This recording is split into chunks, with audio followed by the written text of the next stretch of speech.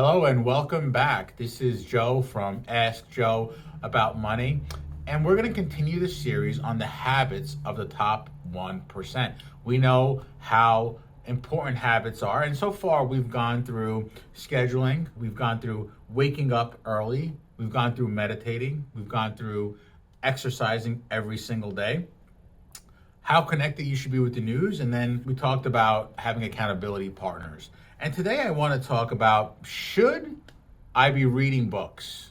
And how do I do it? Here's the thing. I think it's common knowledge, at least from my perspective, that old-fashioned reading has tremendous benefits. The top performers say it, the top performers do it. And so there's proof right there. Look at the evidence that reading, the top 1%, reading is part of their life. And so why is that? Because you read a book, and you have the opportunity to capture, in some cases, a lifetime of experience in someone that's an expert in that field, right? So imagine being an expert in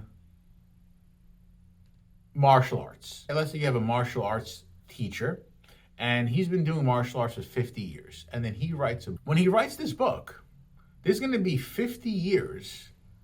It may take him a year or two to write the book, but there's 50 years of knowledge that he's communicating through one book.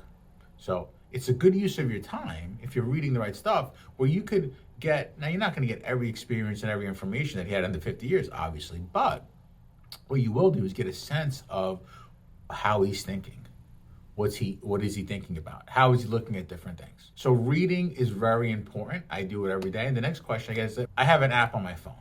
And I understand, I get it. I have multiple smart devices and I love technology. But here's the thing, is that if you're doing everything from your phone, making phone calls, text messaging, checking social media, checking news, checking emails, working on your phone, watching videos on your phone, watching movies on your phone. So essentially your whole life is on your phone. And every time that you're on your phone, there's huge amounts of stimulus. Whether you're watching a movie or whether you're on Twitter, whether you're watching a video, there's tremendous stimulus. Do you think that's the same device that you should be reading a book from? Now, for me, I still buy the old-fashioned books. I don't know why, because I do have an iPad and I could read them on my iPad.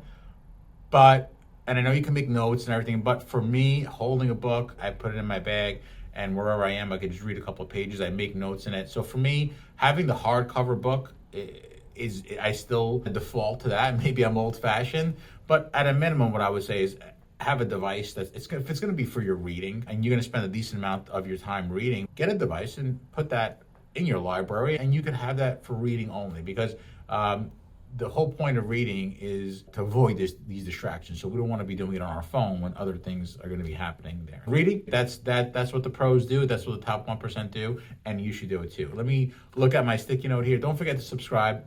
Don't forget to sign up for our webinars. They're free, and you could ask questions. Thanks for watching. My name is Joe from Ask Joe About Money.